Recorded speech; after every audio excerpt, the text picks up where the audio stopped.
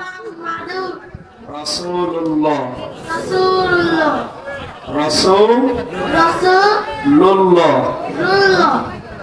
আশহাদু আশহাদু আশহাদু আশহাদু আশহাদু আশহাদু আল্লাহ ইলাহা আল্লাহ ইলাহা ইল্লাল্লাহু ইল্লাল্লাহু ইল্লাল্লাহু ইল্লাল্লাহু ওয়া আশহাদু ওয়া আশহাদু আন্না মুহাম্মাদান মুহাম্মাদান আবদুহু আবদুহু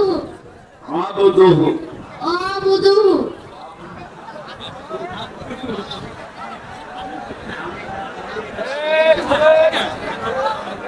নতুন তো আমরা তো পড়ে পড়ে অভ্যস্ত, এ তো জীবনে প্রথম পড়ছে। আবদুহু আবদুহু আবদুহু আবদুহু আবদুহু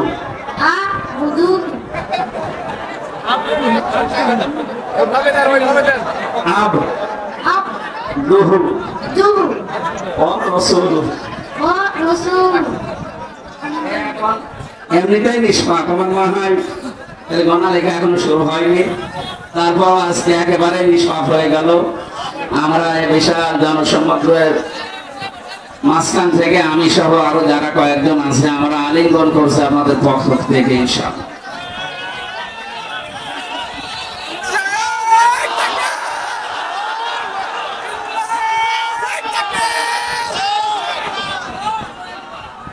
আলহামদুলিল্লাহ। আর যারা এই কালেমার সাথে পড়েছেন, আপনারা পড়েছেন, আলহামদুলিল্লাহ। আমরা দোয়া করি তারা আজকে এখন সব জান্নাতি মানুষ, একে নিষ্পাপ। আপনারা কি বুঝতে পারছেন? এই বাচ্চাটা এমনি নিষ্পাপ, তারপর নিষ্পাপ। যারা কালেমা পড়েছে সবাই নিষ্পাপ, সবাই জান্নাতি। আমরা দোয়া করি তাদের জন্য বাকি জীবন তারা যেন ইসলামের ছায়া তলে সুন্দরভাবে জীবন যাপন করতে পারে। আল্লাহ পাক কবুল করুন, আমিন জোরে বলেন আমিন। সবাই তো ভাই এখন আলোচনা করছেন মুফতি আমির হামজা সাহেব।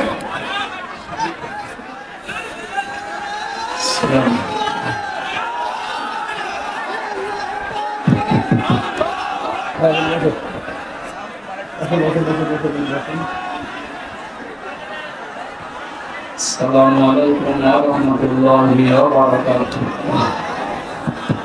আওয়াজ লাগলে কানে আওয়াজ বাড়িয়ে দেন না, আপনারা আওয়াজ বন্ধ করেন, মাইকের আওয়াজ বাড়িয়ে দেন। এই এদিক থেকে পিছন যান, আর পিছন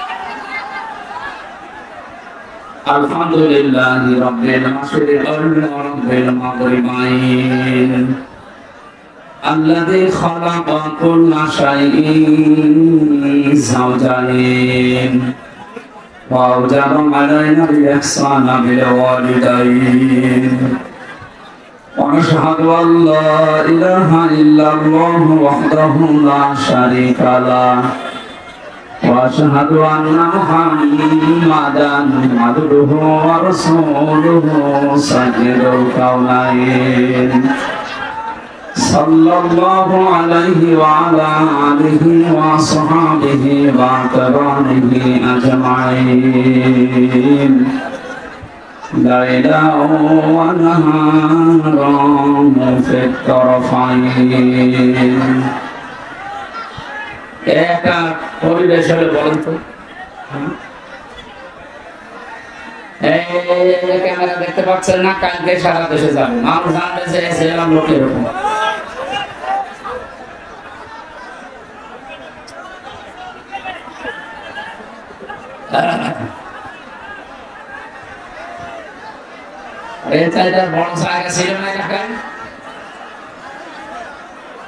এখানে দিয়েছেন কেন?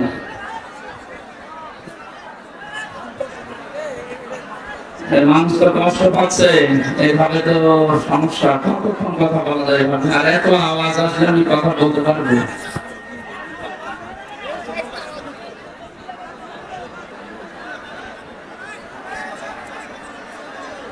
যারা দূর থেকে কালেমা পড়েছে, মুসলমান হয়েছে অলরেডি, তারা এখন আস্তে আস্তে চলে এসেছে স্টেজে। আমরা ওয়েলকাম জানাচ্ছি ইসলামে। আল্লাহ তাদেরকে যেন হায়াতের কাজে বাঁচতে হাতে করলে দান করেন, বলেন আমিন।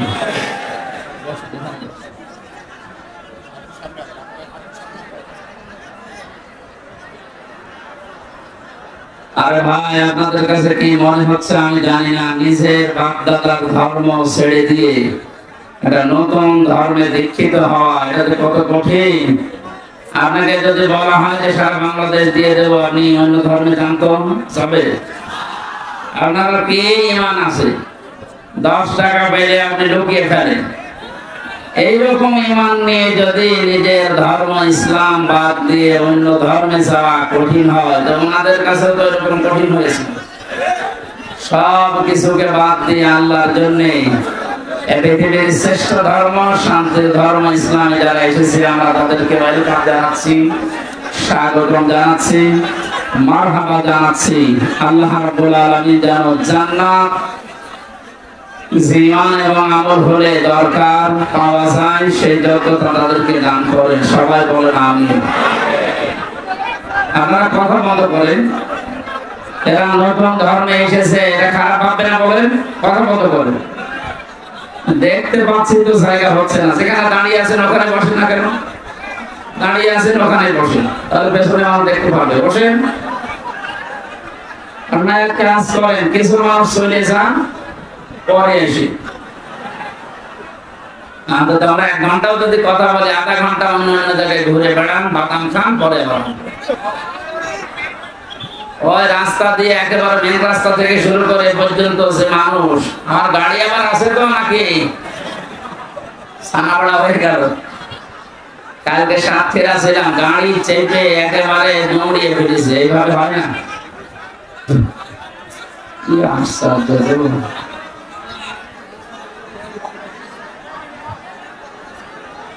ভাই, আমরা না তো এখন নতুন মানুষ এসেছে এখানে, চোখ করে।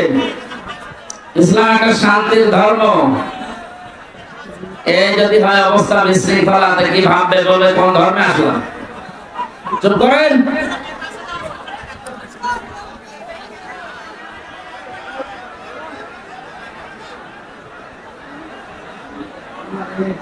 মানুষের এত চাপ ঠেকানো কঠিন হয় না। এক দুইজন বাবা থামো, এত গরমে তো আমি মনে হচ্ছে স্টপ করবো। আল্লাহ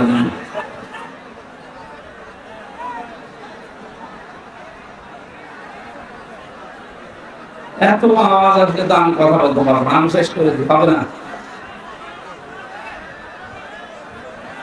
নাচের হাটে তো এত আওয়াজ হয় না।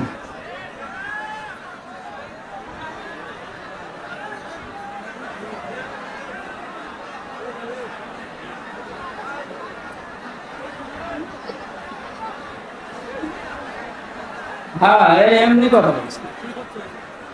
বিভাগের লোককে একটা উল্টো পাল্টা নাম দিয়ে মানুষ ডাকতো, আমি খারাপ ভাবতাম না, এই নাম দিয়ে ডাকা এটা ঠিক। এখন দেখছি যে এমনি ডাকে না, তো অবশ্য ঠিক।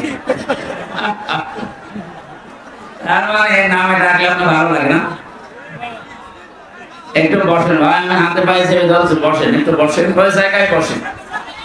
স্টেজে জায়গা থাকলে আপনাদের ডাক দিয়ে নিতাম, এখানে ভেঙে যাবে। বসেন, ওখানে বসেন। যদি না বসার জায়গা থাকে দাঁড়িয়ে থাকেন, কিন্তু কথা বলবেন না। এই একটা অনুরোধ রাখেন, কথা বলবেন না। এই আমার আওয়াজ দিচ্ছেন না? আরে বাহ,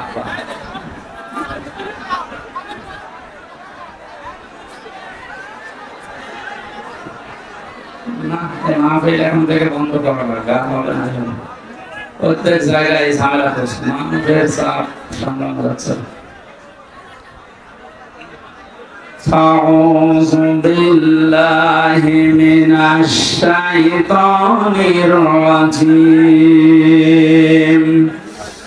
بسم الله الرحمن الرحيم.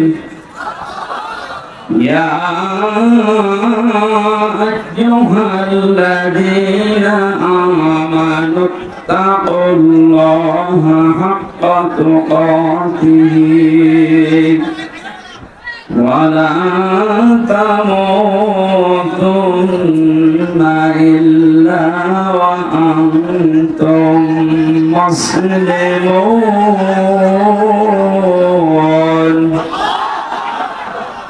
صدقت يا ربنا. عن أنس رضي الله تعالى عنه قال قال النبي صلى الله عليه وسلم من مات لم يخزه ولم يحدث به نفسه مات على شعبة من النفاق إلى آخر الحديث. رواه ابن ماجه. وقال تعالى في شان حبيبي إن الله وملائكته يصلون على النبي يا أيها الذين آمنوا صلوا عليه وسلموا تسليما. اللهم صل على محمد وآله وصحبه وبارك وسلم. আলহামদুলিল্লাহ,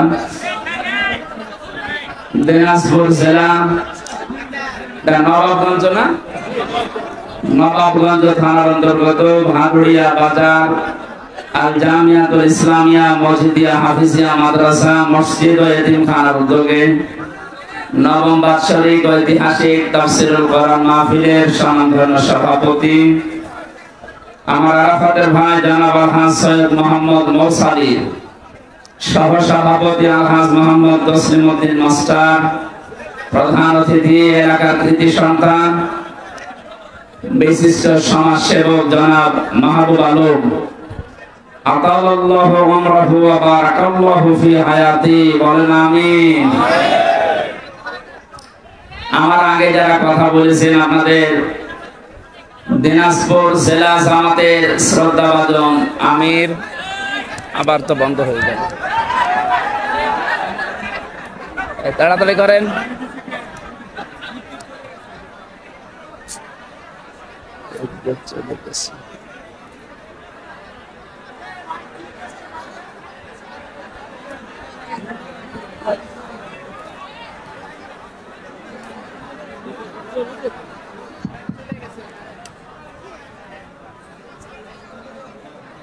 মঞ্চে বসা অত্র এলাকার সর্বজন শ্রদ্ধাভাজন ব্যক্তিবর্গ, সামনে বসা মুসলমান ভাইরা, পর্দার আড়ালের সম্মানিত মা এবং বোনেরা, প্রাণ প্রিয় দিনাজপুরবাসী, এখন আর প্রশাসনের ভাইরা বলার দরকার নেই। এই মাহফিলটা কয়েক মাস আগে এখানে হওয়ার কথা ছিল, আমি এসেছিলাম, 2-3 ঘন্টা বসেছিলাম, উঠতে দেয়নি। কমিটির লোকজন আমার সাথে আজকে আসার সময় বলছিল, থানার যে দায়িত্বে ছিল অফিসার ইনচার্জের সময়, তার কাছে ইমাম সাহেব গিয়ে বলেছে যে অন্তত আধা ঘন্টা সময় দেন, আমরা কোরআনের কিছু কথা শুনে মোনাজাত করে চলে যাই। উনি এমন একটা কথা ওনারে শুনিয়েছে যে তোমার বলতেও ঘৃণা লাগছে, ওরা মুখ দিয়ে বলার কথা না, ওই লোকটার না জন্মের ঠিক নেই। আমরা ওই কথা বলতে পারি? ওই ইমাম সাহেবকেও যদি 1-2টা গালি দিয়ে তাড়িয়ে দিত তাও মেনে নিতাম। ওর বউকে তুলে গালি দিয়েছে, তো তোর স্ত্রীর ওই জায়গায় মাহফিল ঢুকিয়ে দেব। কি অবস্থায় ছিলাম বলে তো আমরা। আর জালেমরা দাবি করতো যে আমরা স্বাধীন, স্বাধীন তো ছিল জালেমরা। এদেশের মুসলমান যারা আমরা সব ছিলাম পরাধীন। যে কথাটা বললাম এটা কি মুখ দিয়ে বলার মতো কথা? আমার রিমান্ডে মাঠে নিচে নিয়ে কথা জানিয়েছিল, যা বলছি যদি না বলিস তোর বউ তুলে নিয়ে আনবো, এরকম কথা আমারও বলেছে। আমরা আরো নিকৃষ্ট কথা বলেছি, ওগুলো তো বলার মতো না। এই জন্য বলছি যে অবস্থায় ছিলাম, বিশাল একটা পাথর আল্লাহ বুকের উপর থেকে সরিয়ে দিয়েছে। উনি বলছিলেন না, ওয়ালা সাফা ইয়াতিকা রাব্বুকা ফাতারদা, হে নবী আপনি বহু কষ্ট পেয়েছেন, অতি শীঘ্রই আপনাকে এমন কিছু দেব যাতে আপনি খুশি না হয়ে পারবেন না। আমার মনে হয় এই আয়াতটা এ বাংলাদেশের দরকার 100 ভাগ কার্যকর। সত্যি আল্লাহ এমন কিছু দিয়েছে, এদেশের ইমানদার যারা, মুসলমান যারা, মানবতার পক্ষের লোক যারা, এরা এত খুশি। কিছু মানুষ আছে তারা নারাজ হয়েছে, তারা জালেম, তারা কি? একটা ঘটনা পড়ছিলাম আজকে, কয়েকদিন আগে ওইটা আমি শিক্ষার জন্য বলেছি, আজকে একটা নতুন ভাবে পড়লাম। হোস্টেলে 100 জন ছাত্র খাবার খায়, সকালবেলা প্রতিদিন তাদের খিচুড়ি দেওয়া হয়। 20 জন বলছে ঠিক আছে, যে খাবার চলছে এটা চলবে। 80 জন বলছে না, এই খাবার আমরা চাই না। কি চাও? কিছু ছাত্র তারা বলছে আমরা কলা পাউরুটি চাই, কেউ বলছে আমরা রোল চাই, কেউ বলছে আমরা চিড়া চাই। এইভাবে তো হবে না। হোস্টেল ম্যানেজার ডাক দিয়ে বলে একটা ভোট দেওয়া হবে, যার পক্ষে ভোট বেশি পড়বে সেই টাকায় দেখে পাস হয়ে যাবে। ভোট দেওয়ার পর ওই যে আগের যে 20 জন খিচুড়ি খায় ওরা তো আর পাল্টাবে না, কারণ মাসা তো পেয়ে গেছে। এই 20 জন ভোট এক জায়গায় দিয়েছে। বাকি যারা রোল চায় তারা 18 জন, যারা কলা পাউরুটি চায় তারা 19 জন, যারা চিড়া মুড়ি চায় তারা এরকম 17 জন। এভাবে ভাগ ভাগ করতে করতে দেখা গেল 20 যা ছিল ওইটাই পাস হয়ে গেছে। এদিকে লোকজন কতজন বলেন না কেন? আর ওরা কয়জন? এখন কিন্তু বর্তমান ওটা চলছে। আগস্টের 5 তারিখের পর থেকে আজকের এই 12 তারিখ, 1 মাস 7 দিনে এখনো পর্যন্ত অনেকের সভাপতির উদয় হচ্ছে না। এরা এখনো পর্যন্ত ওই সেই ছোটখাটো বিষয় নিয়ে এখনো গন্ডগোল মারামারিতে লিপ্ত আছে। এভাবে করতে থাকেন 80 জন আমরা, তারপরও কিন্তু পাস করা যাবে না। ওই 20 জনে তাদের আগের ওইটাই পাস করে ফেলবে। আমি কি বোঝাতে চাই বুঝেছেন নাকি আন্দাজে? যাতে মাথা ধরে তাহলে ঠিক আছে। এই জন্য আমাদের এই দেশে এখন যে দুর্বিসন্ধি চলছে, বিশেষ করে দাদা বাবুরা কিন্তু চেষ্টা চালাচ্ছে আমরা যেন 80 জন এক জায়গায় হতে না পারি। যেখানে আমি 3টা বছর মাওলানা মামুনুল হক আমার পাশে ছিল, মাঝে মাঝে আমার বলতো হামজা, বাইরে থাকতে কি ভাবতাম, আমার ভেতরে এসে কি শুরু হইল। আমরা কি মনে করতাম আর বাস্তবতা আসলে কোথায়? আমরা মারামারি করেছি টুপি নিয়ে, কয় কবি টুপি মাথায় দেবো আমি এই নিয়ে, হাত বাঁধবো না হাত ছেড়ে দেবো, মোনাজাত করবো না মোনাজাত হাত ছেড়ে দেবো, এই নিয়ে গন্ডগোল করি আমরা। আর এখন দেখছি ওরা কোথায় পৌঁছিয়েছে। ওরা সংখ্যায় বেশি না 20 জন, কিন্তু আমরা 80 জন হওয়ার পরেও পালিয়ে পালিয়ে বেড়াই, মার খায়। জেলের ভেতরে শুধু আটক করে রাখে না, সবচাইতে বেশি কষ্ট দিয়েছে এই জালেমেরা আলেমদেরকে। কত মার্ডার মামলার আসামি দেখলাম রাজার হালে ভেতরে খাচ্ছে, ঘুরছে, মাস্তানিও করছে। আর আমরা 76 জন আলেম এক জায়গায় ছিলাম, আমাদেরকে যে কি কষ্ট দিয়েছে। যোগাযোগ বিচ্ছিন্ন, মানবতা বিরোধী অপরাধ বলে ওরা খুঁজে পায় না। ওরা মানবতা বিরোধী অপরাধের বিচার করে, এই আয়না ঘরের সাথে যারা জড়িত সব চাইতে মানবতা বিরোধী অপরাধের সাথে শামিল না এরা। আপনি যে খুঁজে পান না যে কি দোষ আমার। গতকালকে ওর ছেলে নাম নিতে আমার কেমন লাগে না, স্ট্যাটাস দিয়েছে যে দেশের মানুষ আমার মাকে কুকুরের মতো তাড়িয়ে দিল। বাঘের মতো তাড়াবে, কুকুরের মতো তাড়িয়েছে, কপাল ভালো। আর 4:30 থেকে 5 মিনিট হলে কেল্লা ফটো হয়ে যেত। ওটা নিয়ে নুন দিয়ে দুধ দিয়ে ভাত খাওয়ার কথা বলতো না মাঝে মাঝে। কয়েক জায়গায় আগুন লাগালে মনে হচ্ছে পড়ে যাবো, অত ভাত দুধ দিয়ে খায় না, এবার আপনি খান। এখানে সেটাই করেছিলেন, আমাদেরকে যা করেছেন সবচাইতে বড় মানবতা বিরোধী অপরাধ জেলখানার ভেতরে আলেমদের সাথে করা হয়েছে। 7 দিন পর পর সরকারি মোবাইল দেওয়ালে টেলিফোন দিয়ে কথা বলতে দেয়, বাড়িতে যোগাযোগ করে উকিলদের সাথে। অথচ আমাদের এই 76 জনকে একেবারে বিচ্ছিন্ন, মোবাইল তো নেই। 2 দিন 1 দিন পরে পরে এসে চেকের নামে উল্টা পাল্টা করে এমন কষ্ট দিত। আর অধিকাংশ গুলো অমুসলিম, মুসলমান হলে তো একটু মায়া দয়া পেতাম। সুভাষ চন্দ্র বসু, সুব্রত বালা, আর বাকিগুলোর নাম আমার অনেকের মনে নেই। সেই কয়টা ডিউটিতে পড়তো অধিকাংশ গুলোই অমুসলিম।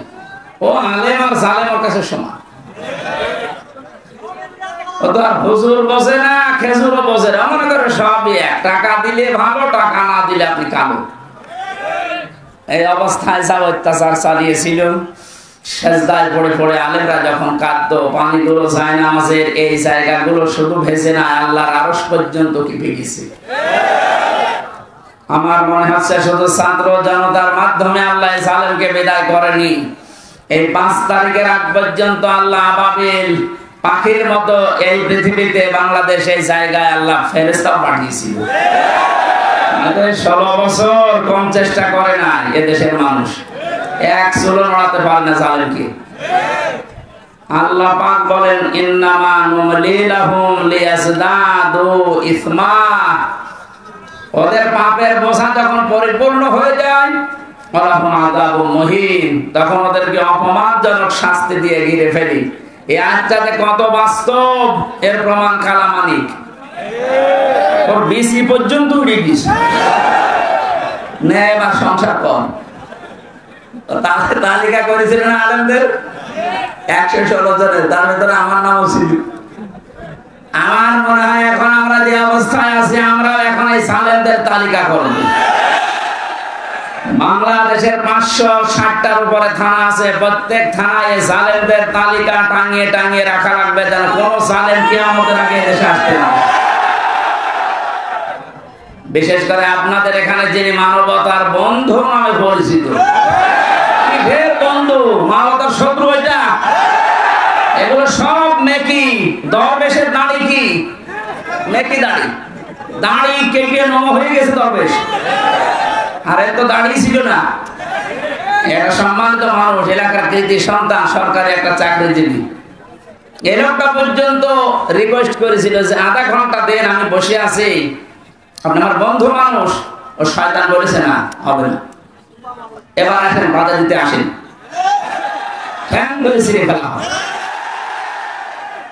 বাংলাদেশের গোয়েন্দা বিভাগের সর্বোচ্চ পর্যায়ে এখন যিনি আছেন প্রধান, আমাকে কয়েকদিন আগে কল দিয়ে বলছে, হুজুর যেখানে যে ফোর্সে কথা বলা দরকার কোরআনে বলতে থাকবেন, কারো অনুমতি নেওয়ার দরকার নেই, কোনো বাধা নেই।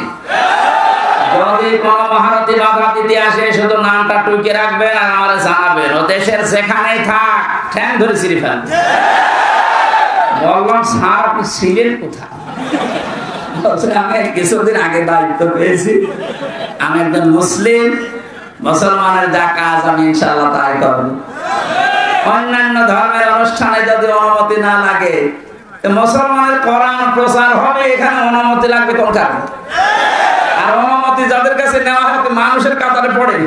দেখলেন না ওই ওসি কি বলেছে হুজুরকে, যে তোর স্ত্রীর ওই জায়গায় মাহফিল চালিয়ে দেব। এই কথা বলার মতো আমি কোরআনে কারীম সামনে নিয়ে বলছি, একটা ইমামকে যদি এই কথা বলতে পারে, এই লোক ইমাম সাহেব আজকে আমার নিজে বলল যে আমি থানায় গিয়েছিলাম মাহফিলের অনুমতির জন্য, আমার এই কথা বলেছে। আমার মনে হয় ও সে জন্মের ঠিক নয়, এটা একটা জারোর সন্তান। কোথায় মনে হয় বদলি হয়ে চলে গেছে, যেখানে যা করে খুঁজে বের করা হবে। আমার মনে হয় সংস্কার যখন আরম্ভ হয়েছে এই দেশে, এরকম কোলাঙ্গার মার্কা ছাড়া একটাকেও যেন চেয়ারে রাখা না হয়। আমরা যেন সকাল আসতে আসতে শুনি এরকম দালাল ছাড়া, কোলাঙ্গার ছাড়া এদেরকে কুকুরের মতো এভাবে তাড়িয়ে দেন। নিজেরাই বলছে যে আমার মাকে দেশের মানুষ কুকুরের মতো তাড়িয়ে দিলেও আপনার অনুসারী যারা আছে তাদেরকে কুকুরের মতো দেশের জনগণ তাড়িয়ে দেবে। কারণ এদেশে আপনি যাই করেন, কোরআনের বিরুদ্ধে যে টিকে থাকতে পারবেন না। এটা না, আগামীতে যারা আসবেন, সে যে আসবে, তাদেরকেও যেন সতর্ক থাকা লাগে, বা তারা যেন সতর্ক থাকে যে কোরআনের বিরুদ্ধে অবস্থান নিলে কিন্তু তার কপালে জালেমের মতো পড়বে। আল্লাহ সাউফা ইয়াউতিকা রাব্বুকা ফাতারদা, হে নবী অতি শীঘ্রই আপনাকে আমি এমন কিছু দেব, দেখাবো, আপনি খুশি না হয়ে পারবেন না। এই আয়াতটা দেখুন, আল্লাহ আমাদের নবীকে শুনিয়েছে, শুধু নবী না, কিয়ামত পর্যন্ত নবীর উম্মতদের জন্য ওই আয়াত। সুতরাং আমরা খুশি না বেজার বলেন? এখন আবার অনুমতি লাগবে নাকি?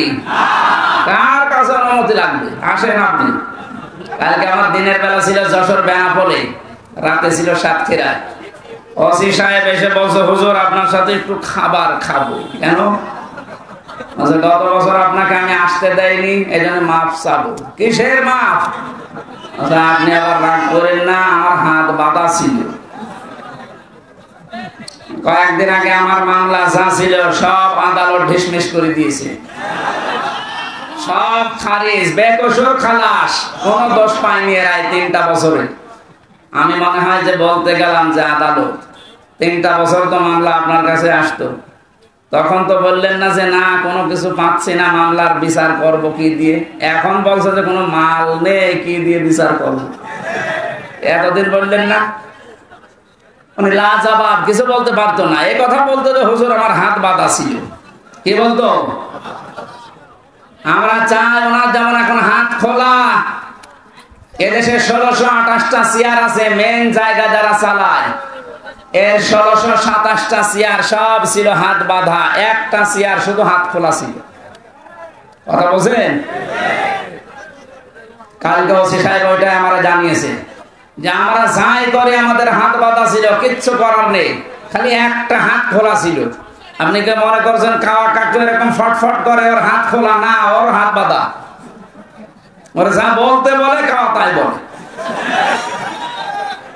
আর বাকিগুলোর নাম নিতে আমার ঘৃণা লাগে, ওগুলো মানুষের ভেতরে পড়ে না। সুতরাং আমরা বৈষম্য বিরোধী ছাত্র আন্দোলনের মাধ্যমে যে স্বাধীনতা পেয়েছি, 9 দফা দাবি। কয় দফা? এর একটা ছিল যে আমরা কারো হাত বেঁধে রাখতে চাই না, সব হাত থাকবে খোলা। গতকালকে ডক্টর মোহাম্মদ ইউনূসের ভাষণ শোনেননি? কোনো হাত বাঁধা থাকবে না, সব হাত থাকবে কি?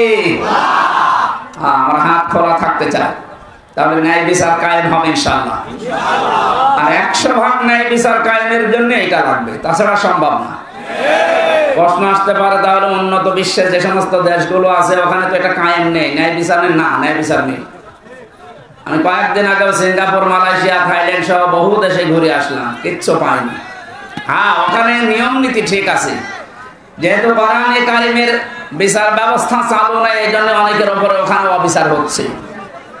এই জন্য অবিচার মুক্ত করার জন্য, ন্যায় বিচার কায়েম করার জন্য এর বিকল্প দুনিয়ায় কিছু নেই, থাকতেও পারে না। যেন এইটা দিয়ে যদি কেউ বিচার ফয়সালা না করে, আল্লাহর ভাষায় সে কাফের, সে জালেম, সে ফাসিক।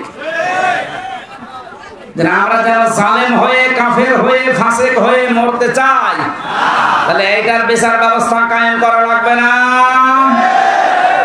আমার হাকামা বিহি আদালা, যারা এটা দিয়ে বিচার করে তারা ন্যায় বিচার কায়েম করতে পারে। আরে ভাই, 53 বছর তো আপনি দেখলেন যে কেমন লাগে দেশটা।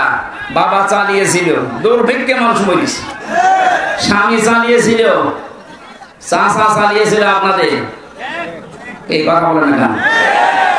আপা চালিয়েছে, ভাবি চালিয়েছে। কাঙ্ক্ষিত মানে শান্তি আমরা দেখতে পাইনি, আর পাওয়া সম্ভব না। এখন শুধু দেখতে বাকি আছে আল্লাহর এই কোরআন দিয়ে 56,000 বর্গ মাইল চললে কেমন দেখা যায়। এটা দেখতে চান কারা? দেখি লিল্লাহি তাকবীর।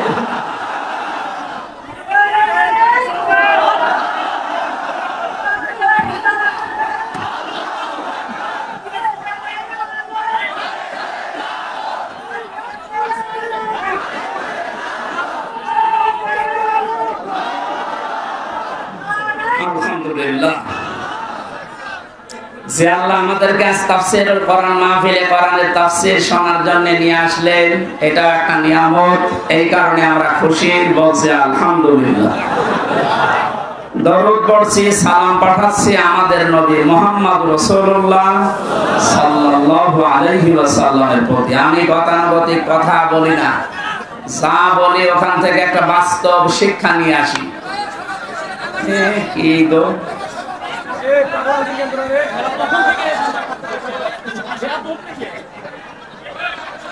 মনে হয় রংপুর বিভাগের মানুষেরা না, এরা মনে হয় রাজশাহী বিভাগের। রংপুর বিভাগের মানুষ সব মফিজ, এরা নরম সরল, এরা সরল সোজা। এ কম বিয়া তো বেশি চালা যাবে। দেখেন, তোরা জিজ্ঞাসা করেন তো কোন জেলায় বাড়ি, ধরেন ধরেন সুবহানাল্লাহ আলহামদুলিল্লাহ লা ইলাহা ইল্লাল্লাহ আলহামদুলিল্লাহ লা ইলাহা ইল্লাল্লাহ সুবহানাল্লাহ আলহামদুলিল্লাহ লা ইলাহা ইল্লাল্লাহ মুহাম্মাদুর রাসূলুল্লাহ। আর কারো কথা আছে? এবার চুপ করেন, আমরা কোরআনে প্রবেশ করছি। বিশ্বনবীকে আল্লাহ পড়া কোরআন শরীফে 7টা নামে ডাক দিয়েছেন। এখানে আলেম নেই? আছে, আলহামদুলিল্লাহ। ওরা আলেমদেরকে বলছে এই 7টা নামের ভেতরে সর্বপ্রথম যে নাম ধরে ডাক দিয়েছেন নবীজিকে, 1 নম্বরে বলেছেন ইয়াসিন। ইয়া হরফে নিদা, ইয়া মানে হে, সিন মানে সাজ্জেদ। তাফসীরে কাবিরে আল্লামা ফখরুদ্দিন রাজি রাহমাতুল্লাহ আলাইহি 5টা অর্থ দিয়েছেন এই সিনের। উনি বলেন সিন মানে সাজ্জেদুল আলামিন, সিন মানে সাজ্জেদুল বাশার, সিন মানে সাজ্জেদুল কাউনাইন, সিন মানে সাজ্জেদুল আম্বিয়া, সিন মানে সাজ্জেদুল মুরসালিন। এবার একটা একটা করে আমি ব্যাখ্যা বলছি। মুফাসসিরদের বললেন সিন মানে সাজ্জেদুল আলামিন, শুধু আলম না, আল্লাহর ঘোষণা দেওয়ার নেতা এই দুনিয়ায় মাত্র একজন। পৃথিবীর মানুষেরা যারা মনে করেন আমি নামাজ পড়ি, রোজা রাখি, খাস পর্দা করি, আমি জান্নাত পেয়ে গেছি, না। আপনার যদি চরিত্র ঠিক করার জন্য এই পৃথিবীর ময়দানে যাকে আদর্শ মানা লাগবে, নেতা মানা লাগবে, ওই লোকটা যদি আপনি ঠিক করতে না পারেন, আপনি কোনোদিন জান্নাতে যেতে পারবেন না। এটা যদি শুধু দুনিয়ার বিষয় হতো, কসম খোদার আমি বলতাম না এটা সরাসরি সম্পর্কিত আল্লাহ আখিরাতের সাথে। এবার আপনি মিলাবেন, শুধুমাত্র আলম যদি আল্লাহ দিতেন, তাহলে পৃথিবীর 228টার উপরে এখন রাষ্ট্র আছে, স্বাধীন পরাধীন মিলে।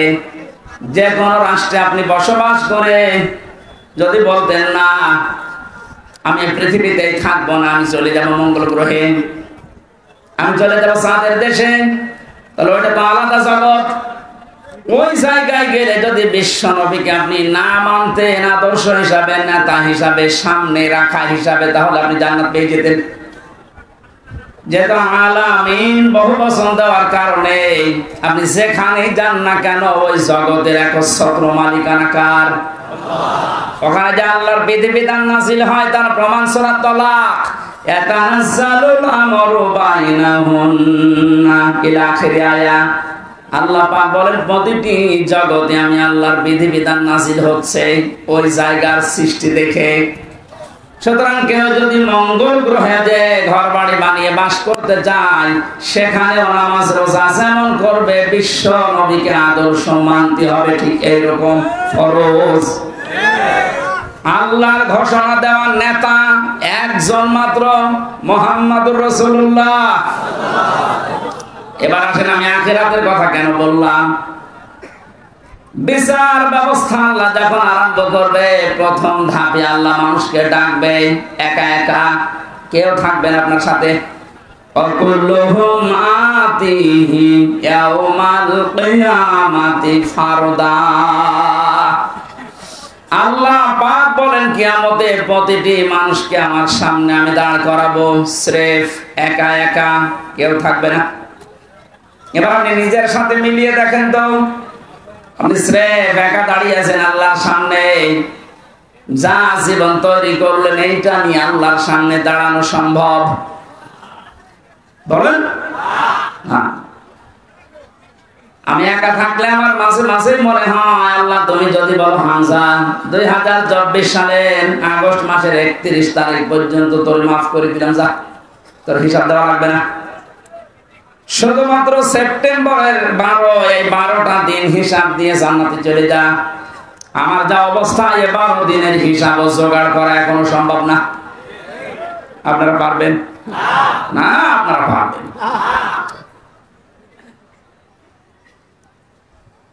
হিসাব এই শব্দটা শুধু আমরা নাম শুনি, এটাতে কত বড় ভয়ঙ্কর বিষয়। যারা বিশ্বাস স্থাপন করেছিল যে হিসাব দেওয়া লাগবে, তাদের চরিত্র পরিবর্তন হতে সময় লাগে নাই। আর যাদের ভেতরে টেন্ডেন্সিটা আজও পয়দা হয়নি, ওই মানুষগুলো কাবা শরীফের পাশে যে মাসের পরে মাস থেকে আসে, তারপরও চরিত্র বদলায়নি। এর প্রমাণ এই দরবেশ বাবা। আমি সেই কয়বার কাবায় গিয়েছি, সেই কয়বার দেখেছি ও কাবার পাশে তাওহীদ টাওয়ারে থাকে। 14-15 লক্ষ টাকা খরচ সেখানে, আর আমরা থাকি 1.5 কিলোমিটার দূরে। এত কাছাকাছি থাকার পর ওর চরিত্র দেখেছেন 36,000 কোটি টাকা। অথচ পদ্মা সেতু বানাতে লেগেছে 32,000 কোটি, তা তো মারিন কাটিং। কথা বলে না, ও টাকাগুলো যদি পাচার না হতো আমার মনে হয় সেতু আর একটা বানানো যেত। কয়েকদিন আগে মালয়েশিয়া দেখলাম পেনাংয়ের পাশে 2টা সেতু পাশাপাশি, একটা 18 কিলো, একটা 9 কিলো। আমাদেরটাও হয়ে যেত। এই টাকাগুলো সব এত বড় দরবেশ যদি এই কাজ করে, ওর একটা বড় জীবনে চিন্তা আসে না যে আমাকেও দাঁড় হওয়া লাগবে আল্লাহর সামনে। জীবনে 36,000 কোটি না, 36 টাকাও এখান থেকে এখানে করতে পারতো না। কালকে যশোরের বেনাপোলে যিনি আমার মাহফিলের সভাপতি ছিলেন, বাংলাদেশ জামাত ইসলামের কেন্দ্রীয় কমিটির শোরা সদস্য উনি মাওলানা আজিজুর রহমান। ওনার জীবন চরিত্র শুনলাম আশপাশের মানুষ থেকে। একটা সিম্পল মানুষ, চাকরি করে একটা, যেদিন যেতে না পারে চাকরির বেতন শেষে যা পায় ওখান থেকে ওই দিনের বেতনটা সরকারের খাতায় জমা দিয়ে দেয়। আপনি আল্লাহর ওলি খুঁজে পান না। আপনি দরবেশ দেখেছেন এত বড় বড় দাড়ি, এটা আল্লাহর ওলি মনে করতেন। আর আল্লাহর ওলি তো এইগুলো দেখেন, সেই কয়দিন উনি ক্লাস করতে পারে নাই, সেই কয়দিনের টাকাও নেয়নি, সরকারকে দিয়ে দিয়েছে। আরে সরকারের টাকা বেসরকারের টাকা সবগুলো আত্মসাৎ করে বিদেশে পাঠিয়েছে। মসজিদের ইমাম যদি বলে আমি ঘুষ খাই না, পরে ঘুষ দেবে কে? ওসি যদি বলে, এসপি যদি বলে আমি ঘুষ খাই না, ওটা আল্লাহর ওলি। কথা বলে না কেন? যে লোকটা অনেক কিছু করার সম্ভাবনা ছিল তার জীবনে, সব কিছু ছেড়ে দিয়েছে, এত পরিচ্ছন্ন জীবন যাপন করছে। এই মানুষটাকে যদি আপনি দাঁড় করাতে পারেন, সংসদের একটা চেয়ারে এরকম 151 জন বসিয়ে দিতে পারেন, এই দেশটা পৃথিবীর ভেতরে রোল মডেল হয়ে যাবে। এতদিন চোরগুলো বসিয়ে আন্দাজে ধোয়া তুলতো যে এ বিশ্বে আমরা রোল মডেল। কিসের রোল মডেল? চোরের। কিসের? ডক্টর মোহাম্মদ ইউনূস গত পরশুদিন জানিয়েছেন যত টাকা পাচার হয়েছে প্রায় 4 ভাগের 3 ভাগ সব নিয়ে আসার ব্যবস্থা হচ্ছে, বাকিটাও চলে আসবে ইনশাআল্লাহ। আমার মনে হয় টাকাগুলো যদি আসতে না পারে, যাদের বউ ছেলে মেয়ে স্ত্রী পুত্র এদেশে আছে ওদেরকে রাষ্ট্রের কাজে লাগান, কোনো ছাড় নেই। যে বেতন পায় ওই বেতন দিয়ে তো সংসার চলার কথা না, অথচ বেনজিরের আলাউদ্দিনের চেহারা বিষ। এই জন্য যদি টেন্ডেন্সি তৈরি করতে না পারেন, জীবনে আপনার এই জীবন পরিচ্ছন্ন হওয়া সম্ভব না। খলিফাতুল মুসলিমিন হযরত ওমর, এই এদিকে তাকান, রাদিয়াল্লাহু তাআলা আনহু ছেলেটাকে ভর্তি করে দিলেন এক মাদ্রাসায়।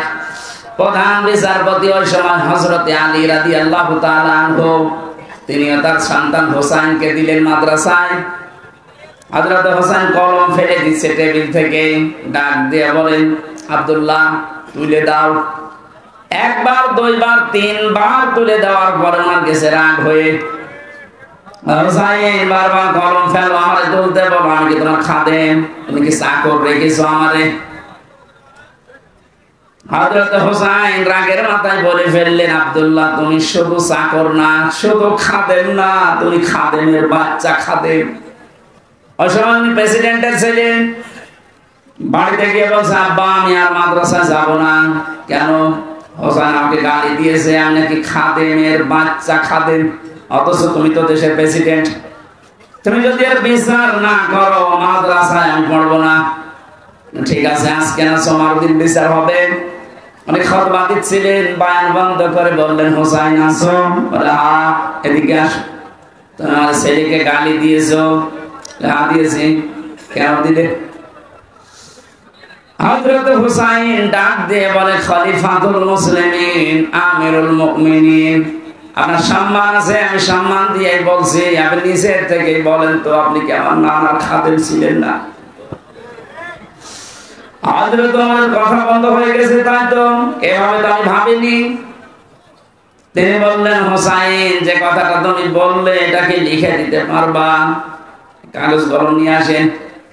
খেজুরের পাতা নিয়ে এসেছে, আমি লিখে দিলে ওমর আমার নানার খাদেম ছিল, আমি দেখেছি, এটি হুসাইন ইবনে আলী, সই করে দিলাম। কাগজটা হাতে নিয়ে হযরত ওমর চমা খেলেন, ডাক দিয়ে বললেন, নবীর সাহাবীরা, বিচার হয়ে গেছে। হযরত আব্দুল্লাহ তো ছোট মানুষ, বসে না, বলে আবার কি করে বিচার করলে? একটা বিচার হলো, হোসেনকে কিছু বলবা না? হযরত ওমর বলে, সন্তান, যে বিচার করেছি শুধু দুনিয়া না, আখিরাতেও কাজে লাগবে। আমি যখন মারা যাব, এই কাগজটা আমার কাফনের ভেতরে দিয়ে দিও।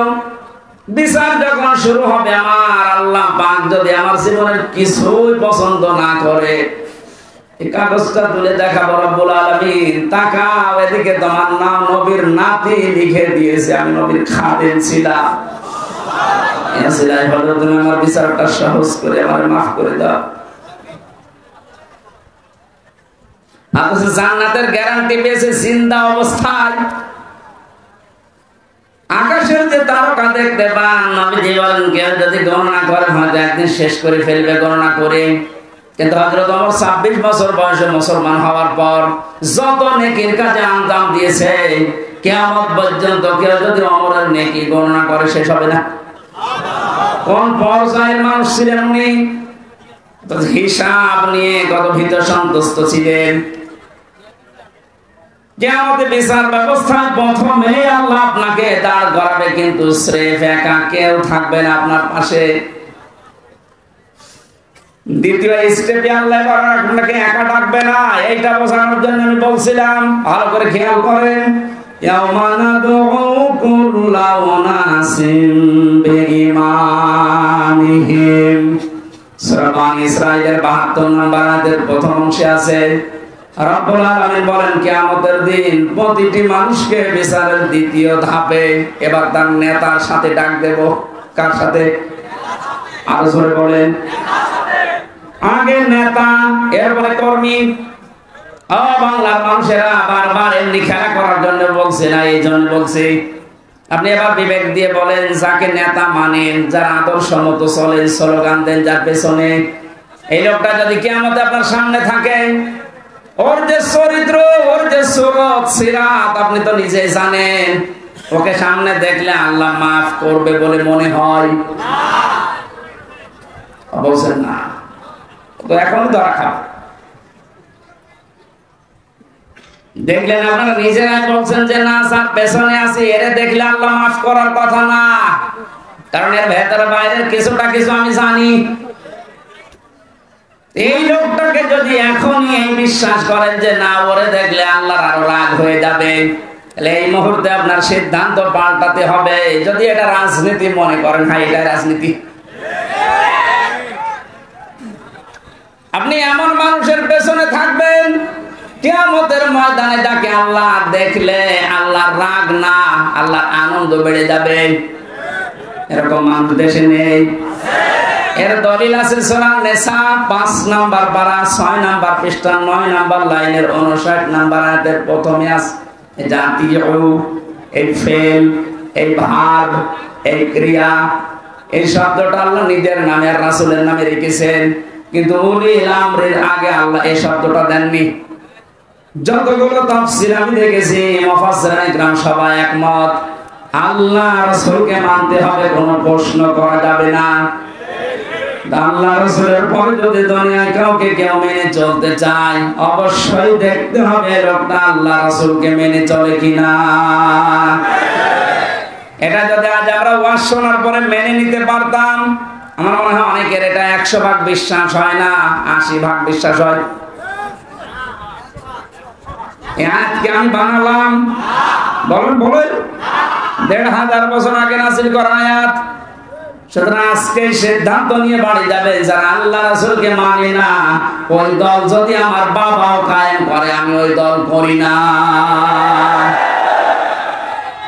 যারা আল্লাহ রাসূলকে মেনে রাজনীতি করছেন, নেতাগিরি করছেন, নেতৃত্ব দিচ্ছেন, এই লোকটা যদি আমার দোলা ভাই নাও হয়, আমার চাচা নাও হয়, এক কথা বলেন না কেন? নামাজ যেমন ফরজ মনে করে পড়ি, এর পেছনে আমি ফরজ মনে করে থাকবো, কারণ নির্দেশ কার? নাকি আল্লাহর নির্দেশ নেই?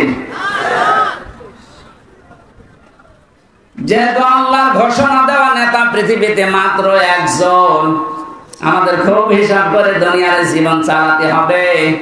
আল্লাহ রাসূলকে যে মানি না, ও যদি পীর সাহেব হয় আমি ওকে মানি না, ওর পেছনে আমি নেই।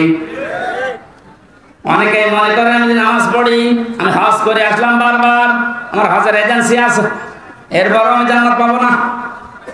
আপনি তো হজের এজেন্সি নিয়ে মসজিদের সভাপতি, এই ভাদুড়িয়া, আপনি তাকান আবু জেহেলের দিকে,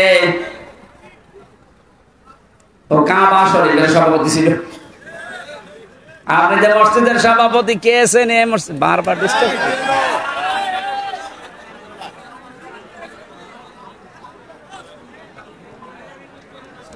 এমনিতে মাইক ভালো না, এরপরেও আবার যদি এইভাবে ডিস্টার্ব করে। বুঝলাম, কিন্তু মাইকে তো ভালো না।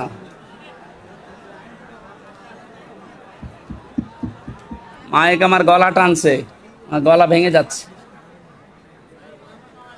এটা ঠিক হয়নি ভাই, এত বড় আয়োজন আপনি মাইক দিয়েছেন কেন? আপনার পাওয়ার নেই? কোন জায়গায় ভাদড়িয়ার মাইক না? এরা বলেছে না এরকম মাইক হয় না, মাইক হয় না। পাবনা দারুল উলুম ট্রাস্টে মাইক কি ওর ফেরেশতা নিয়ে এসে দেয়? ওদের মাইক দেখেন তো, আধা হাত দূরে থেকে কথা বলে শোনো, তো পাওয়ার আছে, রসনের সাথে মতো না।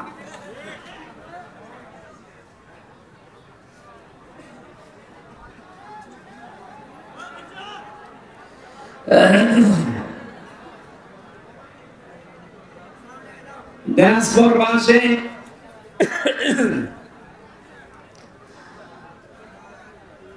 সূরা আরাফের ৮ পারার ২০ পৃষ্ঠা ৩ নাম্বার লাইনে একটা আয়াত আমার বেশি বেশি করে মনে পড়ে। এটা ফাজাইনাহু আহলাহু ইল্লা মারাতাহু কানাত মিনাল গাবিরিন।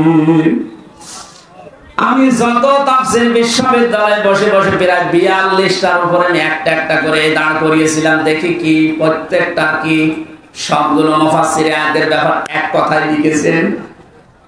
হযরত লূত আলাইহিস সালামের জামাত দুইজন ফেরেশতা এসে লূত নবীকে বললেন, আপনার উম্মত যারা আছে তাদেরকে নিয়ে আপনি চলে যান, কিন্তু সাবধান আপনার স্ত্রীকে নেবেন না, এখানে আমরা আল্লাহর গজব নাযিল করব।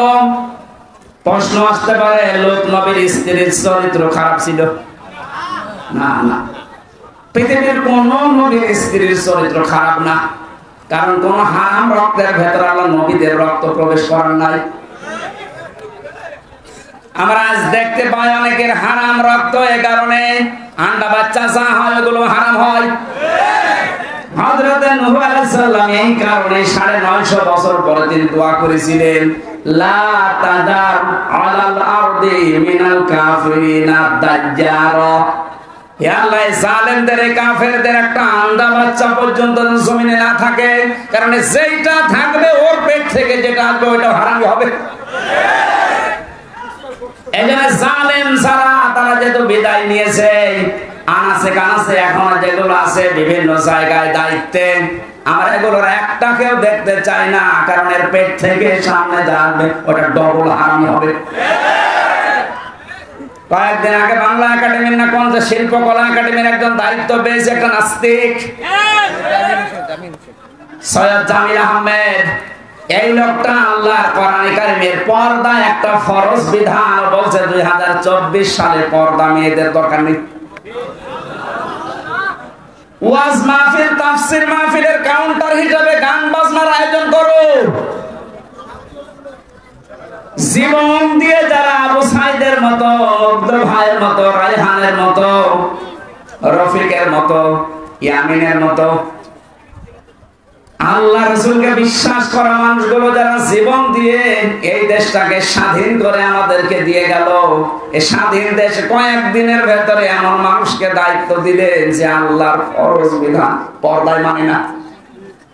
আমরা ইমিডিয়েটলি এই লোকটার পদত্যাগ দাবি করছি।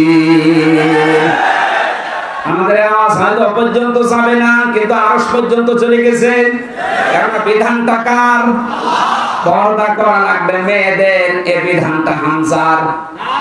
আরো জোরে বলেন। সৈয়দ জামিল আহমেদকে আমি ব্যক্তিগতভাবে ঘৃণা করছি এই কারণে, কারণ কোরআনের বিরুদ্ধে, আল্লাহর বিরুদ্ধে। আল্লাহ বিরোধী কোন লোক আমরা এই ৯৬% মুসলমানের দেশে দেখতে চাই না। এর পদত্যাগ দাবি করেন কারা কারা দেখে? লিল্লাহি তাকবীর।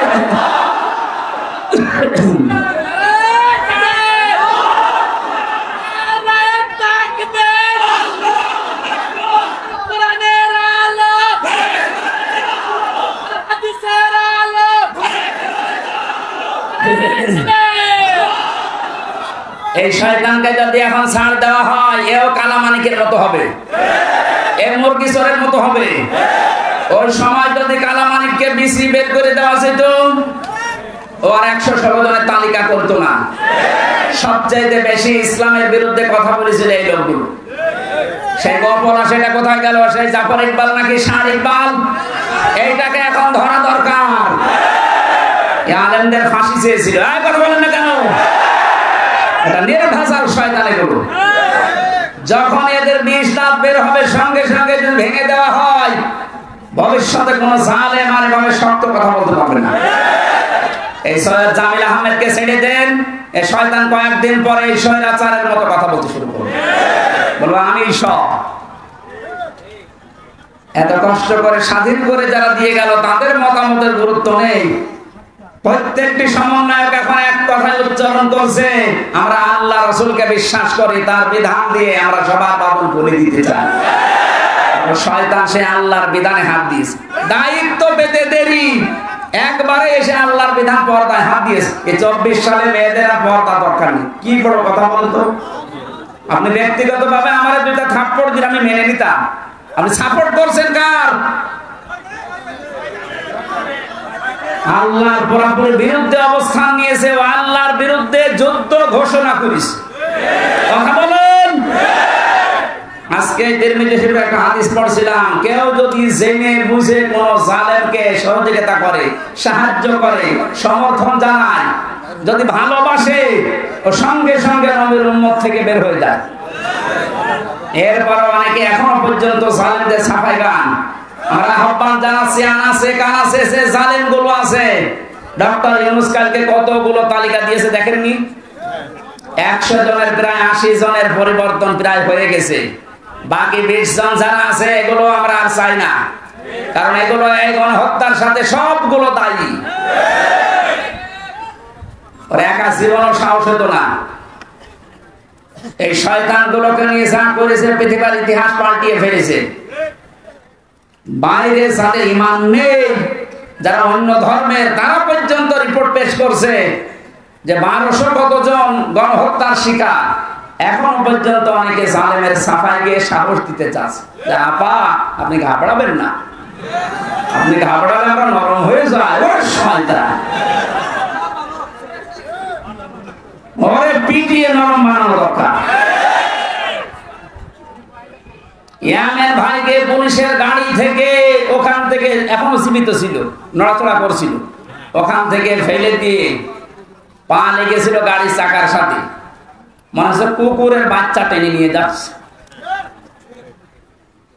এরপরও আপনার মানুষ কিচ্ছু হয়নি মনে করে। আয়না ঘরের ভেতর থেকে যারা বের হয়ে তাদের করুণ কাহিনী শোনালো, আপনি কি মনে করছেন মিথ্যা কথা?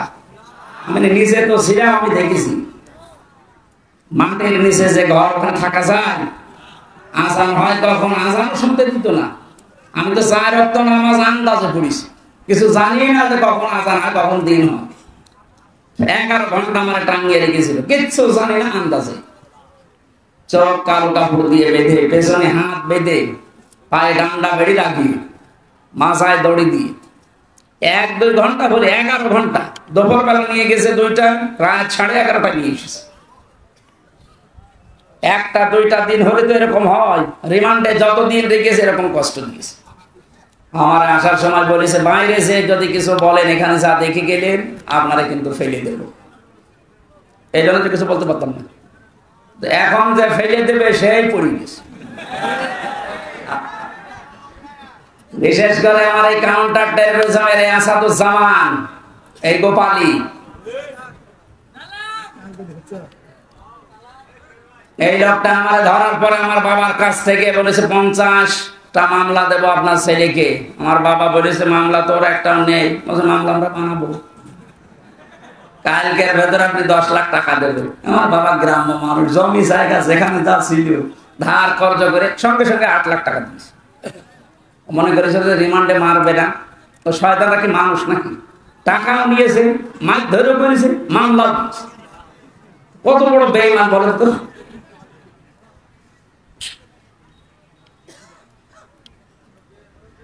জালেমের পক্ষে যারা সাফাই গান, আপনি আর মানুষ নেই, আপনি আল্লাহর মামলার আসামি। এইটা আমি বানালাম।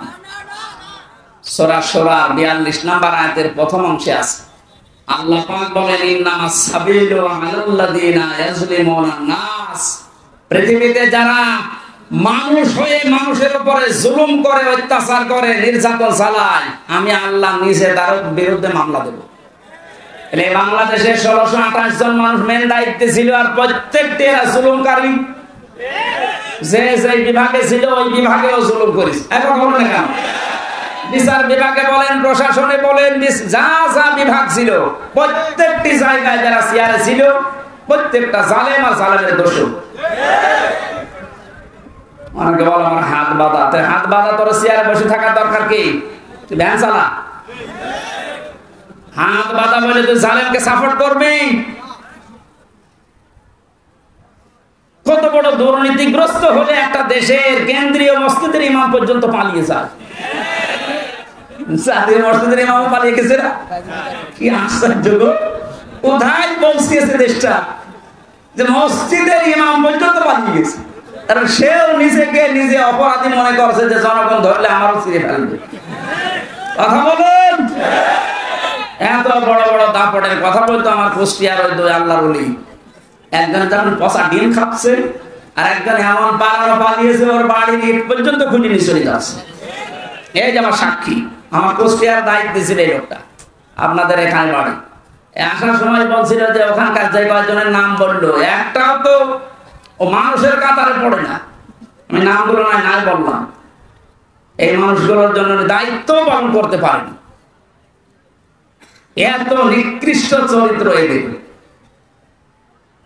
এখানে নিজে নিজে ভালো আমল করছে, নিজে ভালো থাকছে, এইরকম যারা মনে করছেন, আমি তাদেরকে এই সূরা আরাফের 83 নম্বর আয়াতটা শোনালাম। হযরত লূত নবীর স্ত্রীর চরিত্র ভালো ছিল, তার চরিত্র খারাপ না, কিন্তু সে তলে তলে চরিত্রহীনদেরকে সাপোর্ট করত।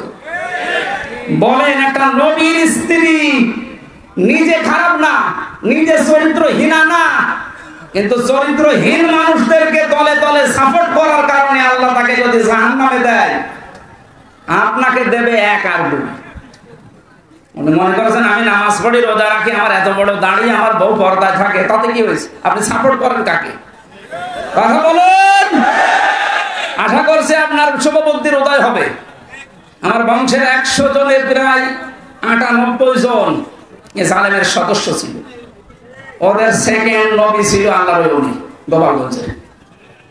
ওরা নবীকে তো বিশ্বাস করতো যে নবী মুহাম্মদ রাসূলুল্লাহ আছে একজন, কিন্তু আর একজন নবী আছে। আমি একবার এটা রংপুরের গাইবান্ধা মাহফিলে এসেছিলাম 16 সালের দিকে। একটা ছেলেকে বাড়িতে ভাত খাওয়ার সময় জিজ্ঞাসা করছে, ইংলিশ মিডিয়ামে পড়ে, যে তোমার নাম কি? নামও পড়েছে উল্টাপাল্টা নাম, বাংলা ইংরেজি মিলিয়ে। জিজ্ঞাসা করলাম, কালেমা বলতে পারো? মুখস্থ নেই। মুখস্থ নেই মানে আমাদের নবীর নাম কি? এরশাদ। হ্যাঁ, উনি তো রাস্তাঘাট বানায়, তার মানে রাস্তাঘাট বানিয়েছে এলাকায় এরশাদ সাহেব, ও মনে করো এটা মনে হয় নবী। আমার বংশের লোকের চরিত্র এরকম ছিল। নবী একজন আছে মুহাম্মদ রাসূলুল্লাহ, কিন্তু ওরা সেকেন্ড নবী হিসাবে মনে করতে এইরকম শক্ত গোড়া। তো আগস্টের 5 তারিখের 1টার সময় যখন আল্লাহর ওলি চলে গেছে পালিয়ে, ওরা বিকাল 5টা বাজতে বাজতে তখন মোবাইলে কল দিয়ে বলছে, বাবাজি আমরা সব এখন জামাত ইসলামী করি। এখন জামাত ইসলামী। তারপরও যাক ফিরে এসেছে, ওয়েলকাম, ধন্যবাদ। ওরা যা করেছে বুঝে করুক না বুঝে করুক, আল্লাহ যেন ওদের মাফ করে দেয়।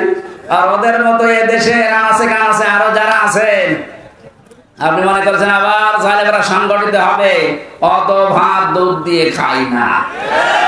সময় শেষ হয়ে গেছে, আপনারা মরণের গড়া গড়া নিয়ে আসার আগে ফিরে আসেন। জালেমদের তো দুনিয়াও শেষ, আখিরাতও শেষ। এখন বলে কেন দুনিয়া এখন আর রাস্তায় বের হতে পারবে? মামুনুল হক কয়েকদিন আগে বলে না যে জালেমদের তালিকা করে করে মরে মরে টাঙিয়ে দেন, যেন কিয়ামতের আগে দেশে ঢুকতে না পারে। এমন যেমন দেখলেই পিটিয়ে মানুষ মেরে ফেলছে। ঝিনাইদহে এক জালেমকে পিটিয়ে মেরে রাস্তার ওখানে উলঙ্গ করে টাঙিয়ে রেখেছে। শেষ পর্যন্ত মহিলারা যখন দেখছে যে না জিনিসপত্র সব দেখা যাচ্ছে, তাড়াতাড়ি করে ওখান থেকে নামিয়ে কবর দিয়েছে। কি করবো, ছাতা ওকে দেখার মতো এত বড় হারামি।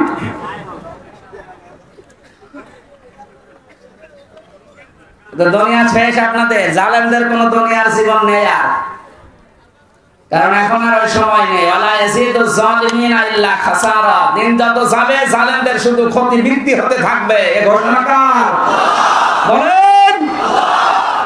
কিন্তু যারা জালেম হয়ে মারা যাচ্ছেন তাদের অবস্থা আরো খারাপ হবে। তারা মামলার আসামি হামজা। কার? আপনি চিন্তা করেছেন? আল্লাহর মামলার আসামি। বাদী যত শক্ত হয় মামলা তত কঠিন হয়। আমার মামলার বাদী যেহেতু রাষ্ট্র ছিল, এই জন্য মামলার জামিন হতো না। অথচ এই মামলায় অনেকে 1.5 মাস 2 মাস পরে বের হয়ে চলে গেছে। আমার 3 বছরও জামিন নেই। তার মানে আমার মামলার বাদী সলিমদ্দি কলিমদ্দি না, একেবারে সে যাই হোক। তো কিয়ামতের দিন যিনি নিজে বিচার করবেন, নিজে রায় দেবেন, নিজে বাদী, বলেন তো আপনার মাপ পাওয়ার কোন সম্ভাবনা আছে? আমার মতো খালাস পাবেন? আপনি আল্লাহর মামলার আসামি লিখে নিয়ে যান, আপনি জাহান্নামী।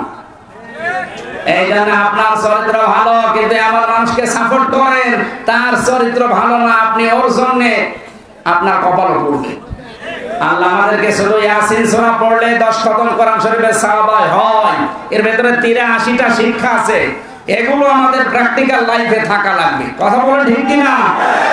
আল্লাহ আমাদেরকে ইয়াসিন থেকে যে শিক্ষাগুলো দিতে চান, এটা আমাদের বাস্তব জীবনে প্রতিপালন করার তৌফিক দিন, আমিন।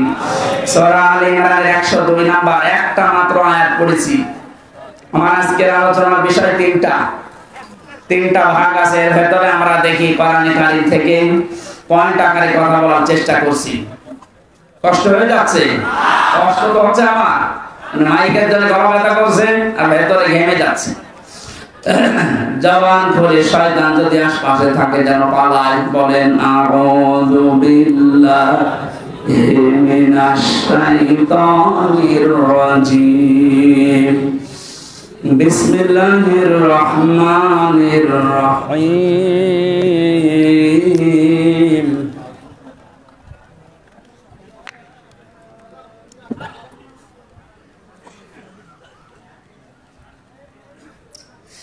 يا أيها الذين آمنوا اتقوا الله حق تقاته ولا تموتن إلا وأنتم مسلمون। সূরা আলে ইমরানের নামকরণ, ঐতিহাসিক প্রেক্ষাপট এবং কিছু শিক্ষা এখানে আছে। আপনারা তাফসিরে ইবনে কাসির দেখলে এগুলো পাবেন। আমরা মূলটায় যাচ্ছি।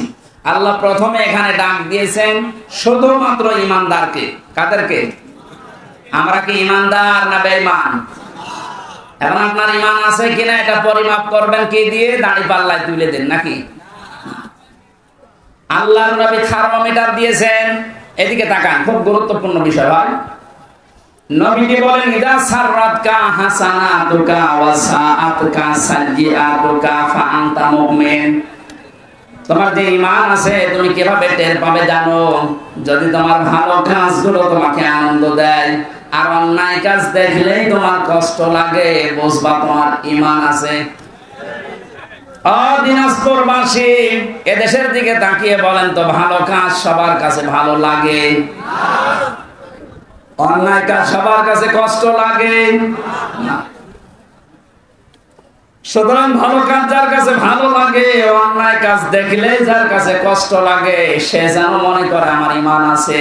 আর যার কাছে ভালো কাজও ভালো লাগে, অন্যায় কাজও ভালো লাগে, সে যেন বোঝে সে মুনাফিক। আল্লাহ এখানে মুনাফিককে ডেক দিয়েছেন না ঈমানদারকে? আমরা অন্তত দেখতে পেলাম যে আমার অবস্থান কোন জায়গায়। আমি যদি ঈমানদার হয়ে থাকি, আল্লাহ এবার আমাকে আদেশ দিচ্ছেন, ইত্তাকুল্লাহ, আমাকে ভয় করো। আমাকে কি করো? এই যে শব্দটা নিয়ে আবহমান কাল থেকে বহু ব্যাখ্যা আমরা শুনেছি, পেয়েছি। আমার এখন আধুনিক একটা ব্যাখ্যা পেয়েছি। খুব কষ্ট হচ্ছে, বসেন একটু, বসেন বসেন। এবার তো আমি প্রবেশ করছি জায়গায়। আল্লাহকে ভয় করে শব্দটা পড়া কোরআনে যতবার আমি পেয়েছি, আধুনিক ভাগে ব্যাখ্যা করার চেষ্টা, যখন তাফসীর খুলে খুলে দেখলাম যে না, এ তো মিলছে না।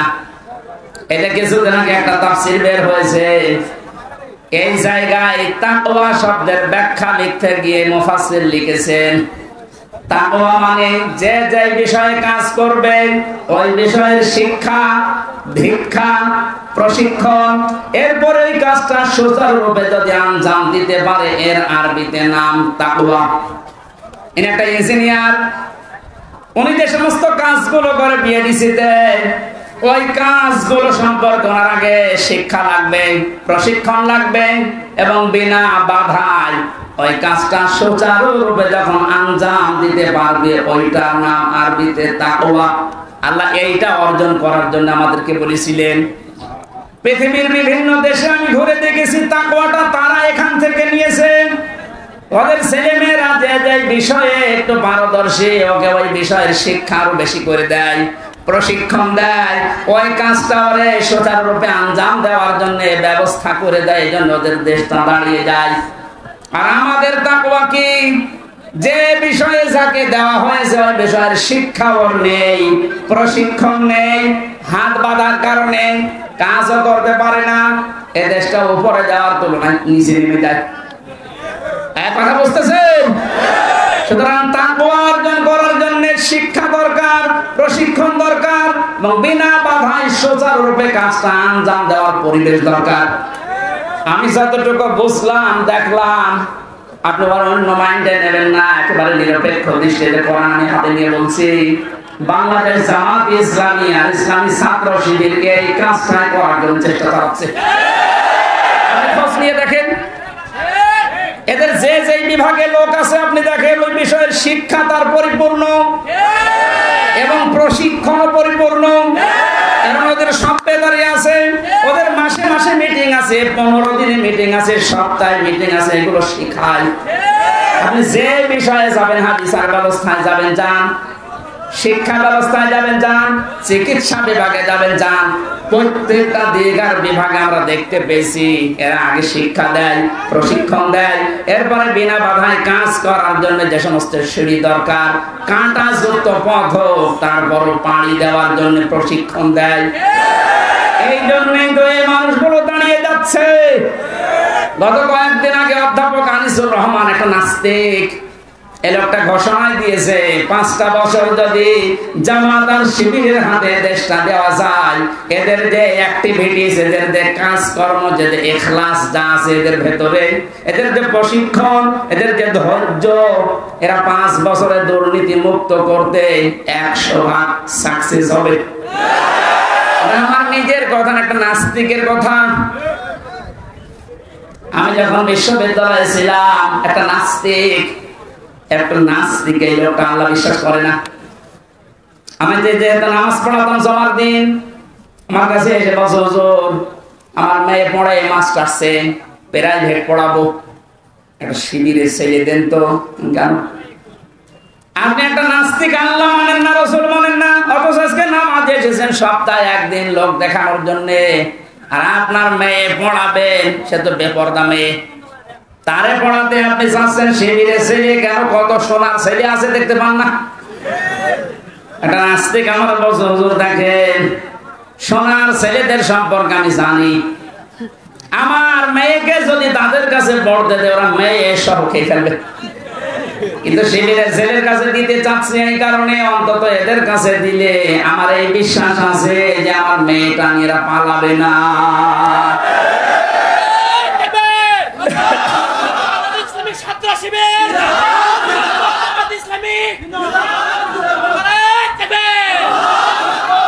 আমার মুসলমান ভাইরা, আমি দালালি করার জন্য না, আল্লাহর কসম যা দেখতে পেয়েছি আমার এই 30-33 বছর বয়স, আমি সেটা বলছি।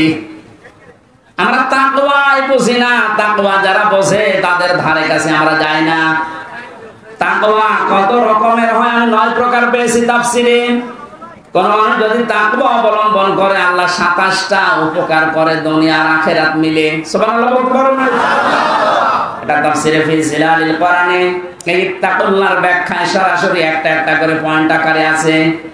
যদি পারেন যারা জ্ঞান অন্বেষণ করার জন্য একটু চেষ্টা চালান, তারা দেখে নেবেন সূরা আল ইমরানের 102 নম্বর আয়াতের তাকওয়া শব্দের ব্যাখ্যাটা।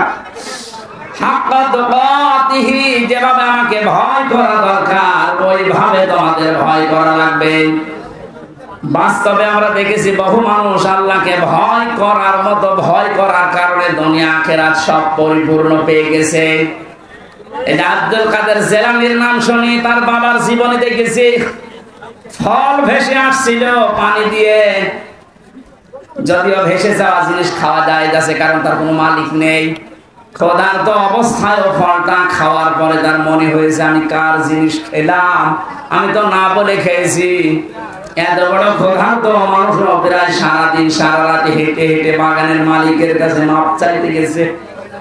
এর নাম হাক্কা তুকাতিহি। আমরা যদি ভয়কে ভয় করার মতো আল্লাহকে করতে পারি, মহান আল্লাহ আব্দুল কাদের জিলানীর বাবার মতো দুনিয়া আখিরাত আমাদের দিয়ে দেবে। ওয়ালা তামুতুন্না, মরো না, ইল্লা ওয়া আনতুম মুসলিমুন, যতক্ষণ পর্যন্ত মুসলমান হতে না পারো। এটা আজকে যারা মুসলমান হয়েছে আল্লাহ এই কথাই কোরআনে জানিয়েছে, তোমরা মরবা না, ইহুদি হয়ে মরবা না, খ্রিস্টান হয়ে মরবা না, হিন্দু হয়ে মরবা না, বৌদ্ধ হয়ে মরবা না, মরতে হলে মুসলমান হয়ে মরো। মুসলিম শব্দটা এসেছে ইসলাম থেকে, সিলমন বা সালমন থেকে। এর শাব্দিক অর্থ শান্তি, আর রাহাতুন মানে সুখ। আল্লাহ পাক বলেন কেউ যদি দুনিয়াতে ইসলাম মানতে চায়, আমি ইসলাম পাঠিয়েছি দুনিয়ায় 2 প্রকারের। ইসলাম কয় প্রকার? হ্যাঁ, ইসলাম কয় প্রকার? না না না, বোঝার পরে বলবেন। ইসলাম কয় প্রকার? একটা আছে প্রাকৃতিক ইসলাম আর একটা শারঈ ইসলাম।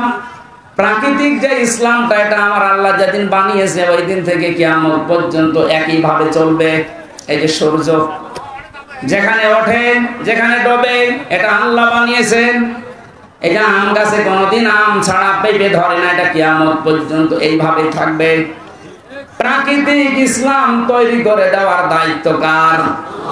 কিন্তু শরঈ ইসলাম যেটা, এই যে কাগজে আছে, কোরআনে আছে, হাদিসের পাতায় আছে, এই কাগজের ইসলামকে জমিনে যতদিন পর্যন্ত আপনি কায়েম করতে না পারবেন, চেষ্টাও যদি না করেন, মান মাতা, যে ব্যক্তি মরে গেল, অলাম ইয়াকজু, সে চেষ্টা করে নাই, যুদ্ধ করে নাই, গাজওয়ায় শামিল হয় নাই, অলাম ইউহাদ্দিস বিহি নাফসাহু, তার মনের ভেতরে কামনা বাসনা আসে না যে ইসলাম কায়েম হোক, মাতা আলা শুবাতিন মিনান নিফাক, আল্লাহর নবী বলেন সে যেন মারা যাওয়ার সময় মুনাফিক হয়ে মরে যায়। বলেন নাউজুবিল্লাহ।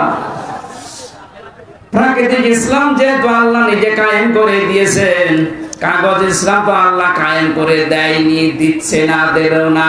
এটা কায়েম করার দায়িত্ব ফেরেশতাদের। কাদের? আপনি এইটা না করে মরে গেলে মুসলমান হয়ে মরতে পারবেন না, মুনাফিক হয়ে মরবেন। এরপরে এখনো রাজনীতি মনে হয়। এই যে যতদিন পর্যন্ত কাগজের এই ইসলাম জমিনে কায়েম না হবে ততদিন আমাদের বিশ্রাম নেই। যেভাবেই হোক এটা আমাদের কায়েম করাই লাগবে। কায়েম যদি হয়ে যায় এর হালালকে হালাল মানতে পারবো, হারামকে হারাম জেনে ছেড়ে দিতে পারবো। আদখালাহুল্লাহুল জান্নাহ, আল্লাহর নবী বলেন তুমি যেন মনে করো আল্লাহ তোমার জান্নাতে দিয়ে দিয়েছে। সুতরাং কোরআন কায়েম হলে এটা মিনি জান্নাত হয়ে যাবে। ওই পরিবেশটা আল্লাহ আমাদের চর্ম চোখে দেখার তৌফিক দেন, বলেন আমিন। পারিবারিক জীবন সম্পর্কে যে সমস্ত লেখাগুলো আমার ছিল এগুলো কারাগার থেকে বই আকারে বের করেছি। মেয়েদের জীবনের উপরে ওদের উপরে কথা বলা দরকার ছিল, ওই ওখান থেকে নিয়ে যাবেন, ওটা কাজে লাগবে। ওই যে ডানে গাড়ি আছে, মাজলুম এক সাইদের কথা বলছি, এখানে পাওয়া যাচ্ছে পিরোজপুর আদালত থেকে, জন আদালত থেকে এটা ছাপানো হয়েছে। দেশবাসীর প্রতি আল্লামা সাইদের খোলা চিঠি ছিল, ওনার নাতির উপরে একটা চিঠি ছিল আর দেশবাসীর উপরে। এই বইগুলো কারা নিয়ে এসেছে এখান থেকে নিয়ে যাবে। আল্লাহুম্মা লা ইলাহা ইল্লা আনতা সুবহানাকা ইন্নী কুনতু মিনাজ জালিমিন। আল্লাহ পছন্দ হয় গরমের ভেতরে এত কষ্ট করে তোমার বান্দা বান্দিরা বসে আছে, আজকের আলোচনার সওয়াবগুলো তুমি আমাদের নবীর রওজায় পৌঁছিয়ে দাও। দুনিয়ার মাটির নিচে যারা ঈমান নিয়ে ঘুমিয়ে গেছে এদেরকে ক্ষমা করে দাও। মা বাপ যারা হারিয়ে ফেলেছে আল্লাহ মা বাপকে মাফ করে দাও। সারা জীবন অপরাধ করে জীবনটা নষ্ট করে ফেলেছি, তুমি বলেছো ওয়ালা তামুত